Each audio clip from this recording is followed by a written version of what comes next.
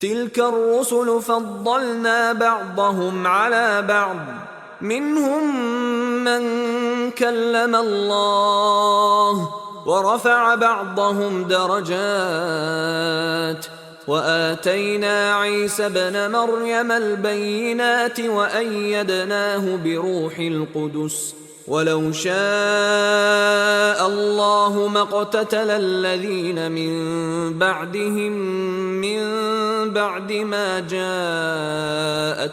البينات ولكن اختلفوا فمنهم من آمن ومنهم من كفر. ولو شاء الله ما اقتتلوا ولكن الله يفعل ما يريد. يا أيها الذين آمنوا أنفقوا مما رزقناكم من قبل أن يأتي يوم لا بيع فيه ولا خلة ولا شفاعة والكافرون هم الظالمون. الله لا إله إلا هو الحي القيوم، لا تأخذه سنة ولا نوم، له ما في السماوات وما في الأرض. من ذا الذي يشفع عنده إلا بإذنه، يعلم ما بين أيديهم وما خلفهم ولا يحيطون بشيء من علمه إلا بما شاء، وسع كرسيه السماوات والأرض ولا يؤوده حفظهما وهو العلي العظيم. لا إكراه في الدين، قد تبين الرشد من الغي، فمن يكفر بالطاغوت ويؤمن بالله فقد استمسك بالعروة الوثقى لا انفصام لها، والله سميع عليم. الله ولي الذين آمنوا يخرجهم من الظلمات إلى النور، والذين كفروا أولياؤهم الطاغوت يخرجونهم من النور إلى الظلمات، أولئك أصحاب النار هم فيها خالدون. ألم تر إلى الذي حاج إبراهيم في ربه أن آتاه الله الملك إذ قال إبراهيم ربي الذي يحيي ويميت قال أنا أحيي وأميت. قال إبراهيم فإن الله يأتي بالشمس من المشرق فأت بها من المغرب فبهت الذي كفر، والله لا يهدي القوم الظالمين. أو كالذي مر على قرية وهي خاوية على عروشها قال أنى يحيي هذه الله بعد موتها، فأماته الله 100 عام ثم بعثه، قال كم لبثت؟ قال لبثت يوما أو بعض يوم، قال بل لبثت 100 عام فانظر إلى طعامك وشرابك لم يتسنه، وانظر إلى حمارك ولنجعلك آية للناس، وانظر إلى العظام كيف ننشزها ثم نكسوها لحما، فلما تبين له قال أعلم أن الله على كل شيء قدير. وإذ قال إبراهيم رب أرني كيف تحيي الموتى قال أولم تؤمن قال بلى ولكن ليطمئن قلبي قال فخذ 4 من الطير فصرهن إليك ثم اجعل على كل جبل منهن جزءا ثم ادعهن يأتينك سعيا واعلم أن الله عزيز حكيم. مثل الذين ينفقون أموالهم في سبيل الله كمثل حبة أنبتت 7 سنابل في كل سنبلة 100 حبة والله يضاعف لمن يشاء والله واسع عليم. الذين ينفقون أموالهم في سبيل الله ثم لا يتبعون ما أنفقوا منا ولا أذى لهم أجرهم عند ربهم ولا خوف عليهم ولا هم يحزنون. قول معروف ومغفرة خير من صدقة يتبعها أذى والله غني حليم. يا أيها الذين آمنوا لا تبطلوا صدقاتكم بالمن والأذى كالذي ينفق ماله رئاء الناس ولا يؤمن بالله واليوم الآخر فمثله كمثل صفوان عليه تراب فأصابه وابل فتركه صلدا لا يقدرون على شيء مما كسبوا والله لا يهدي القوم الكافرين. ومثل الذين ينفقون أموالهم ابتغاء مرضات الله وتثبيتا من أنفسهم كمثل جنة بربوة أصابها وابل فآتت أكلها ضعفين فإن لم يصبها وابل فطل والله بما تعملون بصير. أيود أحدكم أن تكون له جنة من نخيل وأعناب تجري من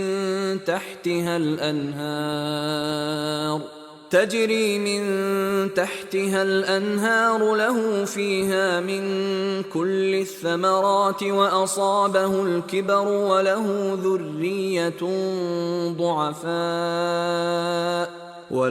ذرية ضعفاء فأصابها إعصار فيه نار فاحترقت كذلك يبين الله لكم الآيات لعلكم تتفكرون. يا أيها الذين آمنوا أنفقوا من طيبات ما كسبتم ومما أخرجنا لكم من الأرض ولا تيمموا الخبيث منه تنفقون ولستم بآخذيه إلا أن تغمضوا فيه واعلموا أن الله غني حميد. الشيطان يعدكم الفقر ويأمركم بالفحشاء والله يعدكم مغفرة منه وفضلا والله واسع عليم. يؤتي الحكمة من يشاء ومن يؤت الحكمة فقد أوتي خيرا كثيرا وما يذكر إلا أولو الألباب وما أنفقتم من نفقة أو نذرتم من نذر فإن الله يعلمه وما للظالمين من أنصار إن تبدوا الصدقات فنعما هي وإن تخفوها وتؤتوها الفقراء فهو خير لكم ويكفر عنكم من سيئاتكم والله بما تعملون خبير ليس عليك هداهم ولكن الله يهدي من يشاء وما تنفقوا من خير فلأنفسكم وما تنفقون إلا ابتغاء وجه الله وما تنفقوا من خير يوفى إليكم وأنتم لا تظلمون للفقراء الذين أحصروا في سبيل الله لا يستطيعون ضربا في الأرض يحسبهم الجاهل أغنياء من التعفف تعرفهم بسيماهم لا يسألون الناس إلحافا وما تنفقوا من خير فإن الله به عليم الذين ينفقون أموالهم بالليل والنهار سرا وعلانية فلهم أجرهم عند ربهم ولا خوف عليهم ولا هم يحزنون الذين يأكلون الربا لا يقومون إلا كما يقوم الذي يتخبطه الشيطان من المس ذلك بأنهم قالوا إنما البيع مثل الربا وأحل الله البيع وحرم الربا فمن جاءه موعظة من ربه فانتهى فله ما سلف وأمره إلى الله ومن عاد فأولئك أصحاب النار هم فيها خالدون يمحق الله الربا ويربي الصدقات والله لا يحب كل كفار أثيم إن الذين آمنوا وعملوا الصالحات وأقاموا الصلاة وآتوا الزكاة لهم أجرهم عند ربهم ولا خوف عليهم ولا هم يحزنون يا أيها الذين آمنوا اتقوا الله وذروا ما بقي من الربا إن كنتم مؤمنين فإن لم تفعلوا فأذنوا بحرب من الله ورسوله وإن تبتم فلكم رؤوس أموالكم لا تظلمون ولا تظلمون وإن كان ذو عسرة فنظرة إلى ميسرة وأن تصدقوا خير لكم إن كنتم تعلمون واتقوا يوما ترجعون فيه إلى الله ثم توفى كل نفس ما كسبت وهم لا يظلمون.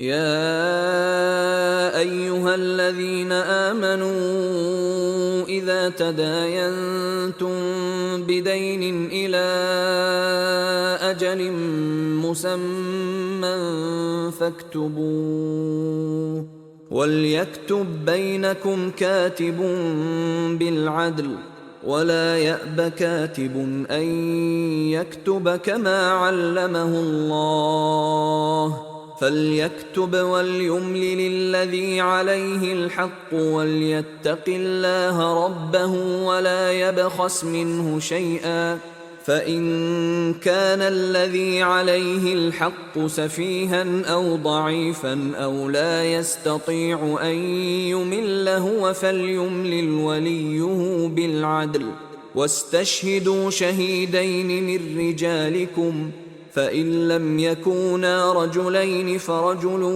وامرأتان ممن ترضون من الشهداء أن تضل إحداهما فتذكر إحداهما الأخرى، ولا يأبى الشهداء إذا ما دعوا، ولا تسأموا أن تكتبوه صغيرا أو كبيرا إلى أجله، ذلكم أقسط عند الله وأقوم للشهادة وأدنى ألا ترتابوا، إلا أن تكون تجارة حاضرة تديرونها بينكم فليس عليكم جناح ألا تكتبوها، وأشهدوا إذا تبايعتم، ولا يضار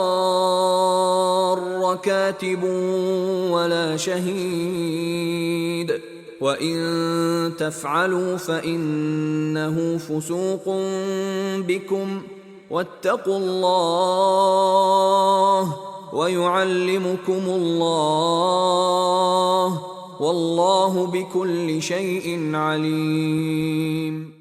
وإن كنتم على سفر ولم تجدوا كاتبا فرهان مقبوضة، فإن أمن بعضكم بعضا فليؤد الذي اؤتمن أمانته وليتق الله ربه ولا تكتموا الشهادة، ومن يكتمها فإنه آثم قلبه، والله بما تعملون عليم. لله ما في السماوات وما في الأرض، وإن تبدوا ما في أنفسكم أو تخفوه يحاسبكم به الله، فيغفر لمن يشاء ويعذب من يشاء، والله على كل شيء قدير. آمن الرسول بما أنزل إليه من ربه والمؤمنون كل آمن بالله وملائكته وكتبه ورسله لا نفرق بين أحد من رسله، وقالوا سمعنا وأطعنا غفرانك ربنا وإليك المصير. لا يكلف الله نفسا إلا وسعها، لها ما كسبت وعليها ما اكتسبت، ربنا لا تؤاخذنا إن نسينا أو أخطأنا، ربنا ولا تحمل علينا إصرا كما حملته على الذين من قبلنا، ربنا ولا تحملنا ما لا طاقة لنا به، واعف عنا واغفر لنا وارحمنا أنت مولانا فانصرنا على القوم الكافرين. بسم الله الرحمن الرحيم. ألف لام ميم. الله لا إله إلا هو الحي القيوم. نزل عليك الكتاب بالحق مصدقا لما بين يديه وأنزل التوراة والإنجيل من قبل هدى للناس وأنزل الفرقان. إن الذين كفروا بآيات الله لهم عذاب شديد والله عزيز ذو انتقام. إن الله لا يخفى عليه شيء في الأرض ولا في السماء. هو الذي يصوركم في الأرحام كيف يشاء. لا إله إلا هو العزيز الحكيم. هو الذي أنزل عليك الكتاب منه آيات محكمات هن أم الكتاب وأخر متشابهات فأما الذين في قلوبهم زيغ فيتبعون ما تشابه منه ابتغاء الفتنة وابتغاء تأويله وما يعلم تأويله إلا الله. والراسخون في العلم يقولون آمنا به كل من عند ربنا وما يذكر إلا أولو الألباب. ربنا لا تزغ قلوبنا بعد إذ هديتنا وهب لنا من لدنك رحمة إنك أنت الوهاب.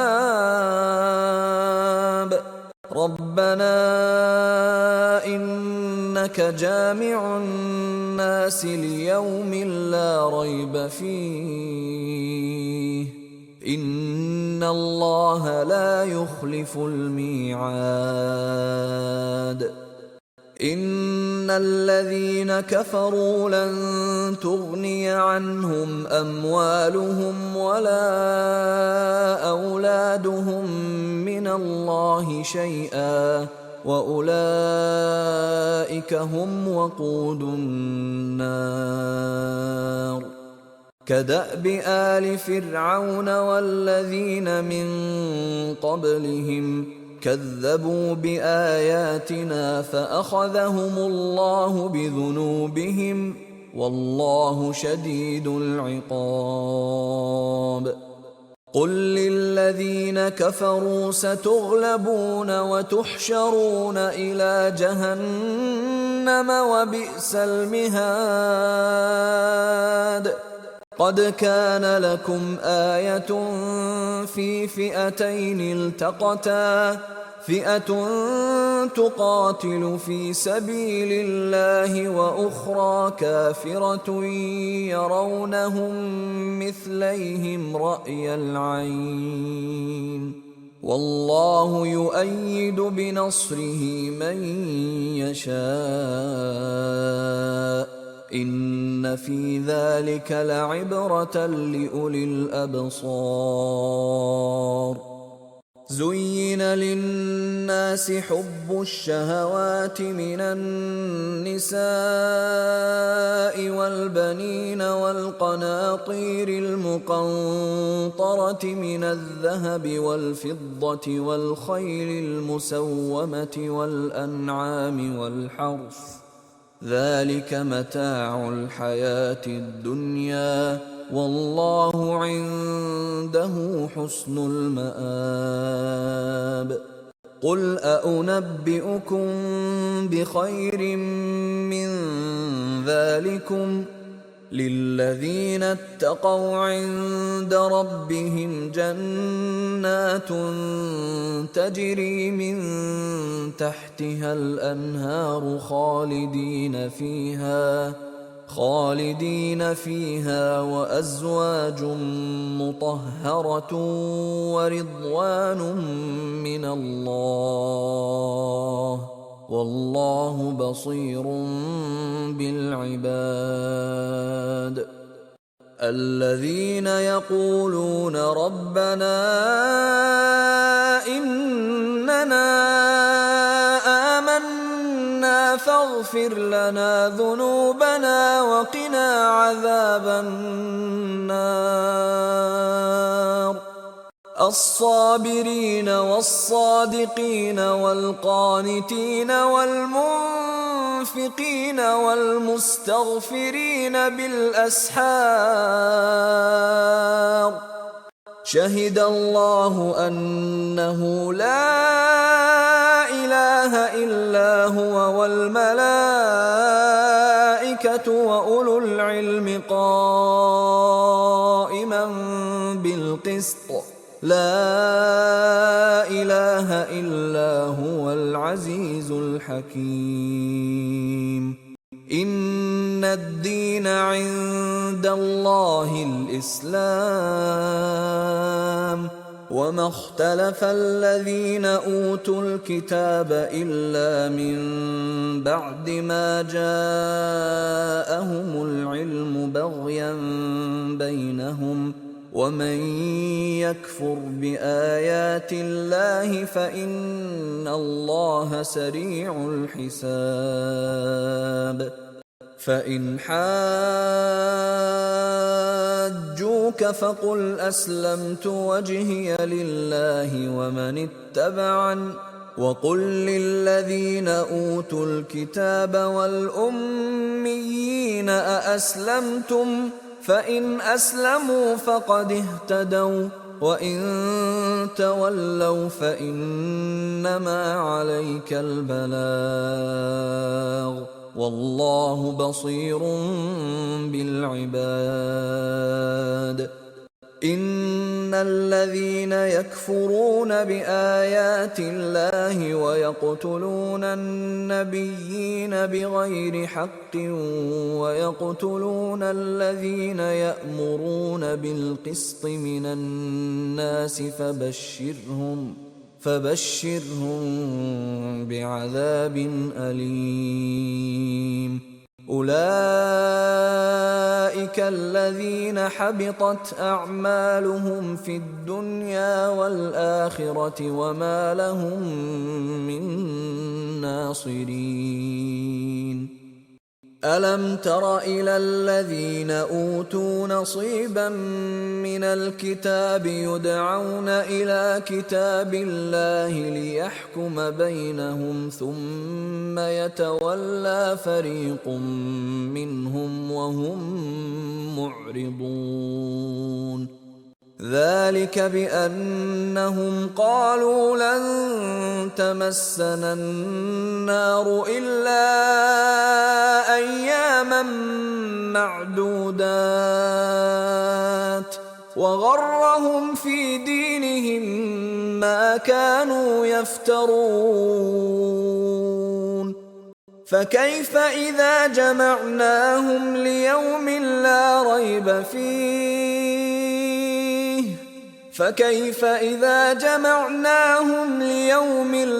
ريب فيه ووفيت كل نفس ما كسبت وهم لا يظلمون. قل اللهم مالك الملك تؤتي الملك من تشاء وتنزع الملك ممن تشاء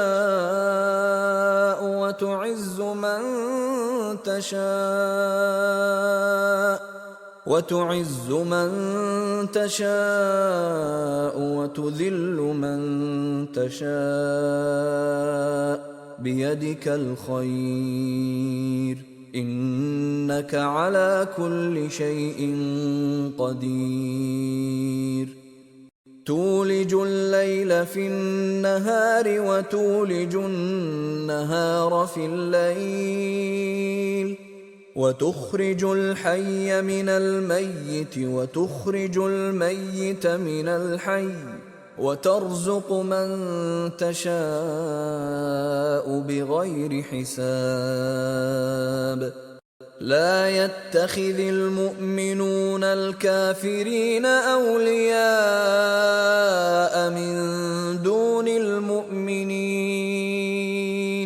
ومن يفعل ذلك فليس من الله في شيء إلا أن تتقوا منهم تقاه ويحذركم الله نفسه وإلى الله المصير قل إن تخفوا ما في صدوركم أو تبدوه يعلمه الله ويعلم ما في السماوات وما في الأرض والله على كل شيء قدير يوم تجد كل نفس ما عملت من خير محضرا وما عملت من سوء تود لو أن بينها وبينه أمدا بعيدا ويحذركم الله نفسه والله رؤوف بالعباد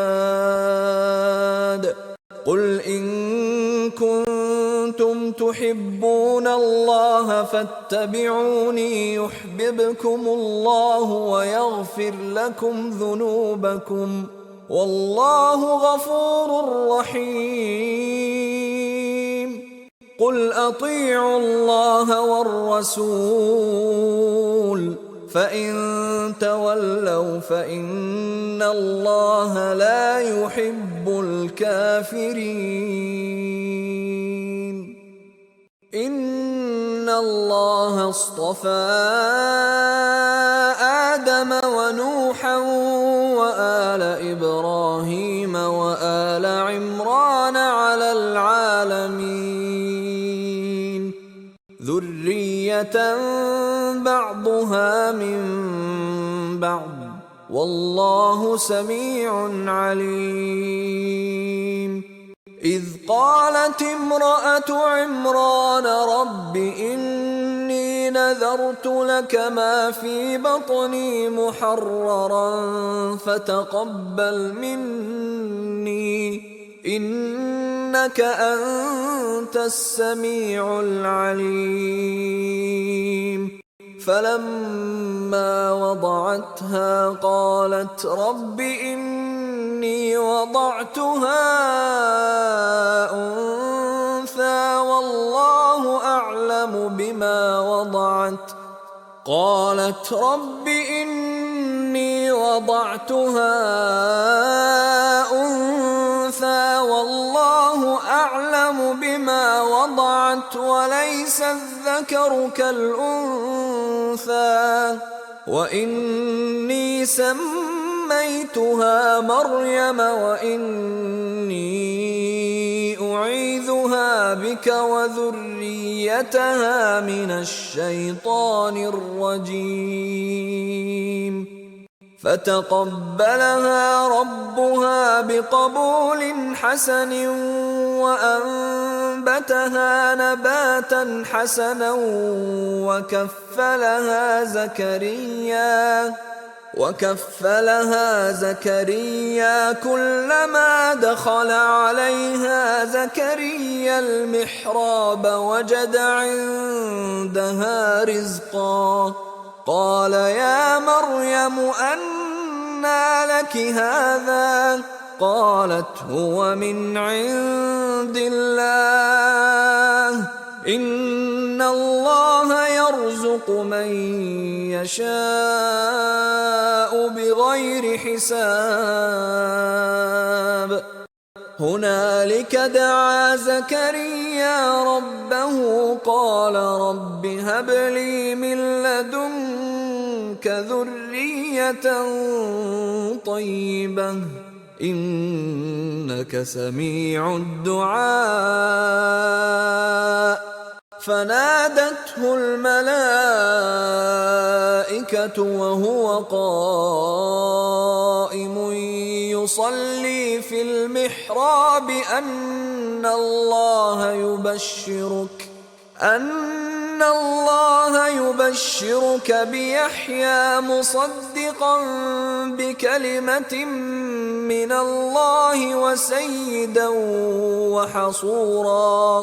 وسيدا وحصورا ونبيا من الصالحين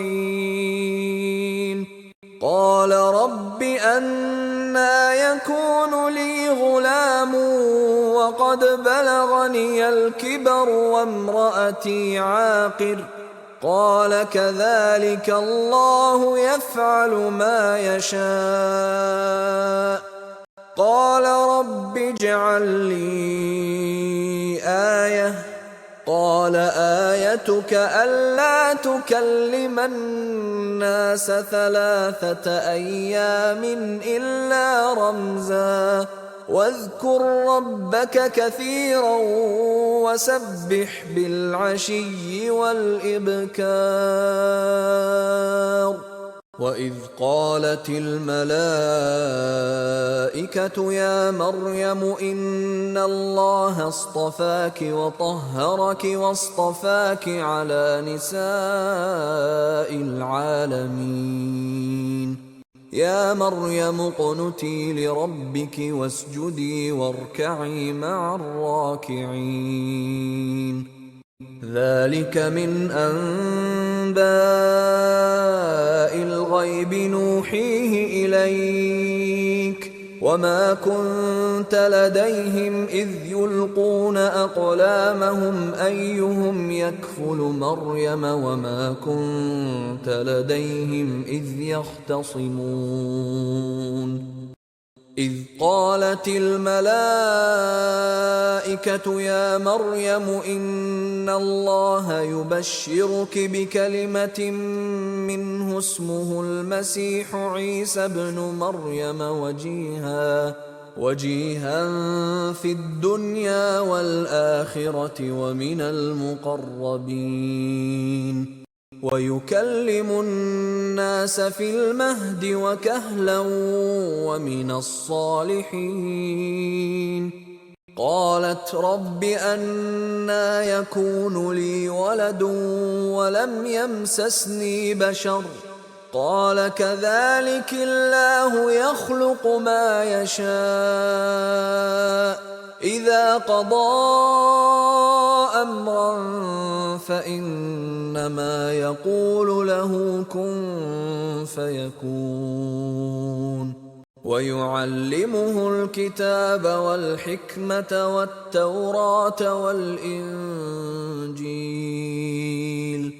ورسولا إلى بني إسرائيل أني قد جئتكم بآية من ربكم أني أخلق لكم من الطين كهيئة الطير فأنفخ فيه فيكون طيرا بإذن الله وأبرئ الأكمه والأبرص وأحيي الموتى بإذن الله وأنبئكم بما تأكلون وما تدخرون في بيوتكم إن في ذلك لآية لكم إن كنتم مؤمنين ومصدقا لما بين يدي من التوراة ولأحل لكم بعض الذي حرم عليكم وجئتكم بآية من ربكم فاتقوا الله وأطيعون إن الله ربي وربكم فاعبدوه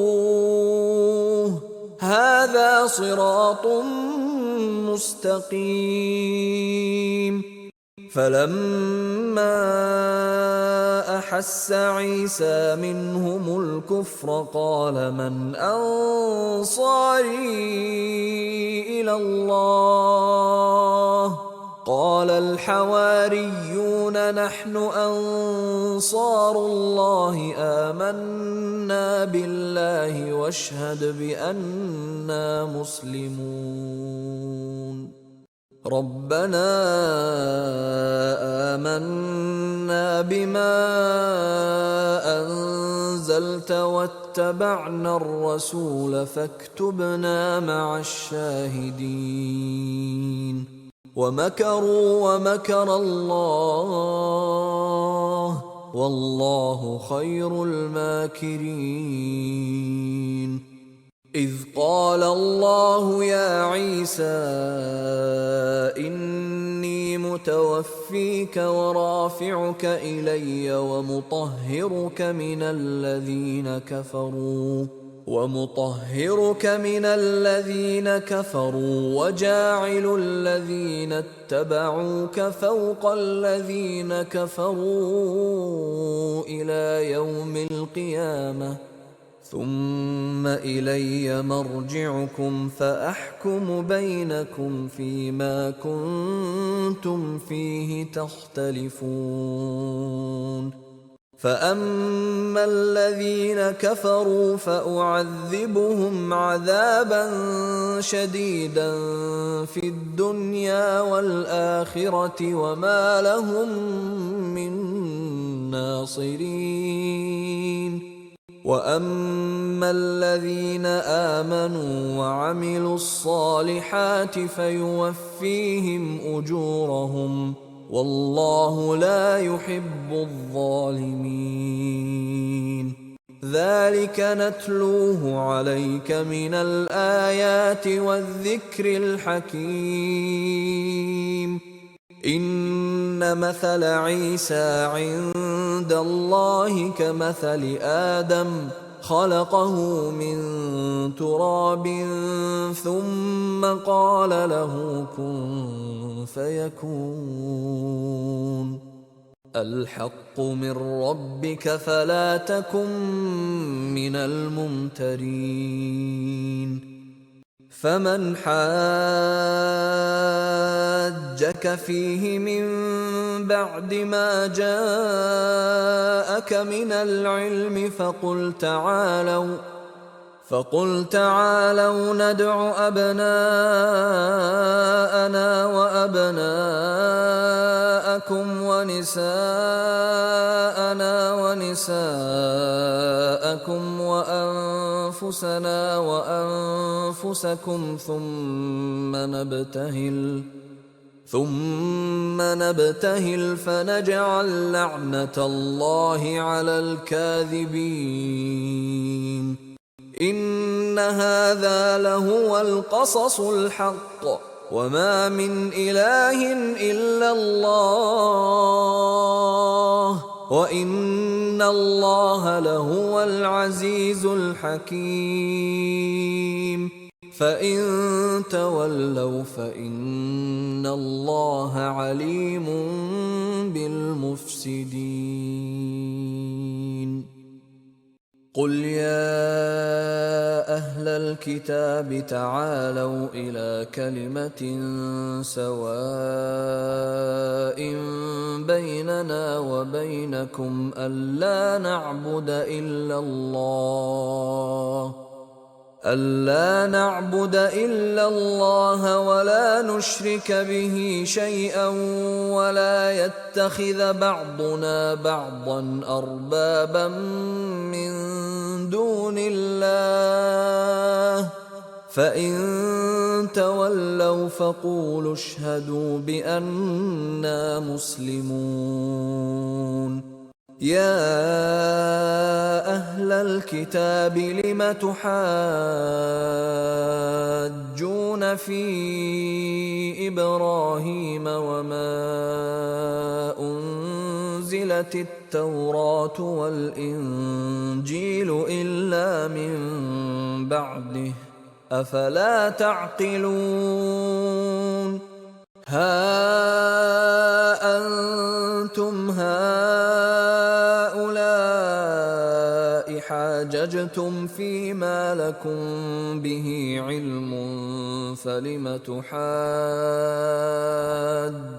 فيما ليس لكم به علم والله يعلم وأنتم لا تعلمون. ما كان إبراهيم يهوديا ولا نصرانيا ولكن كان حنيفا مسلما وما كان من المشركين. إن أولى الناس بإبراهيم للذين اتبعوه وهذا النبي والذين آمنوا والله ولي المؤمنين. ودت طائفة من أهل الكتاب لو يضلونكم وما يضلون إلا أنفسهم وما يشعرون. يا أهل الكتاب لم تكفرون بآيات الله وأنتم تشهدون. يا أهل الكتاب لم تلبسون الحق بالباطل وتكتمون الحق وأنتم تعلمون. وقالت طائفة من أهل الكتاب آمنوا بالذي أنزل على الذين آمنوا وجه النهار واكفروا آخره لعلهم يرجعون. ولا تؤمنوا إلا لمن تبع دينكم قل إن الهدى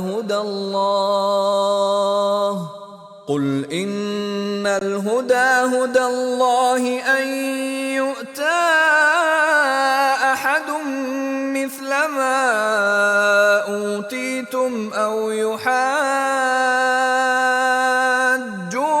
عند ربكم قل إن الفضل بيد الله يؤتيه من يشاء والله واسع عليم. يختص برحمته من يشاء والله ذو الفضل العظيم. ومن أهل الكتاب من إن تأمنه بقنطار يؤده إليك ومنهم من إن تأمنه بدينار لا يؤده إليك إلا ما دمت عليه قائما ذلك بأنهم قالوا ليس علينا في الأميين سبيل ويقولون على الله الكذب وهم يعلمون. بلى من أوفى بعهده واتقى فإن الله يحب المتقين. إن الذين يشترون بعهد الله وأيمانهم ثمنا قليلا أولئك لا خلاق لهم في الآخرة ولا يكلمهم الله ولا ينظر إليهم يوم القيامة ولا يزكيهم ولهم عذاب أليم. وإن منهم لفريقا يلوون ألسنتهم بالكتاب لتحسبوه من الكتاب وما هو من الكتاب ويقولون هو من عند الله وما هو من عند الله ويقولون على الله الكذب وهم يعلمون. ما كان لبشر أن يؤتيه الله الكتاب والحكم والنبوة ثم يقول للناس كونوا عبادا لي من دون الله ولكن كونوا ربانيين بما كنتم تعلمون الكتاب وبما كنتم تدرسون. ولا يأمركم أن تتخذوا الملائكة والنبيين أربابا أيأمركم بالكفر بعد إذ أنتم مسلمون. وإذ أخذ الله ميثاق النبيين لما آتيتكم من كتاب وحكمة ثم جاءكم رسول مصدق لما معكم لتؤمنن به ولتنصرنه قال أأقررتم وأخذتم على ذلكم إصري قالوا أقررنا قال فاشهدوا وأنا معكم من الشاهدين. فمن تولى بعد ذلك فأولئك هم الفاسقون. أفغير دين الله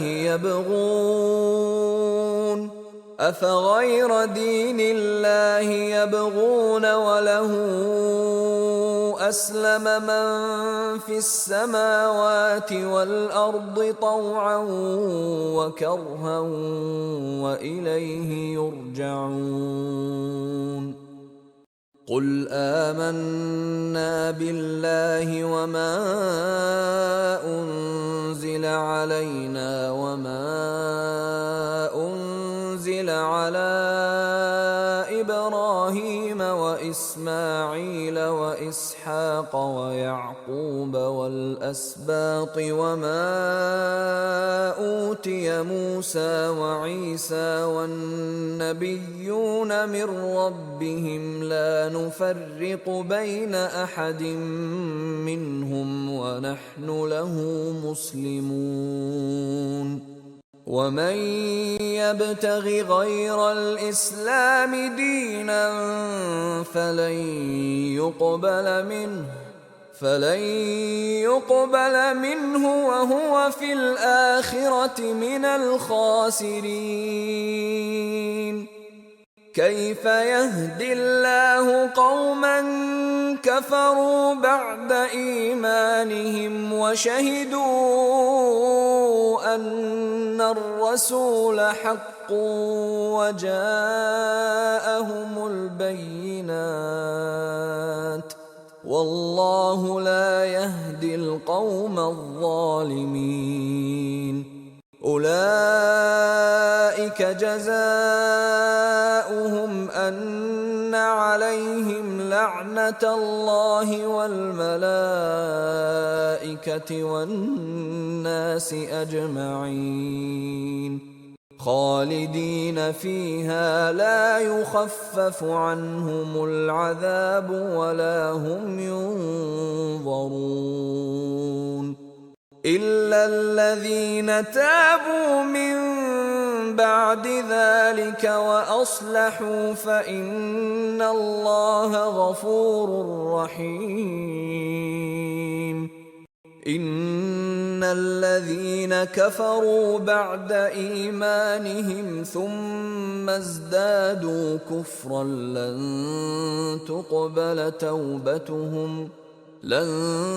تقبل توبتهم وأولئك هم الضالون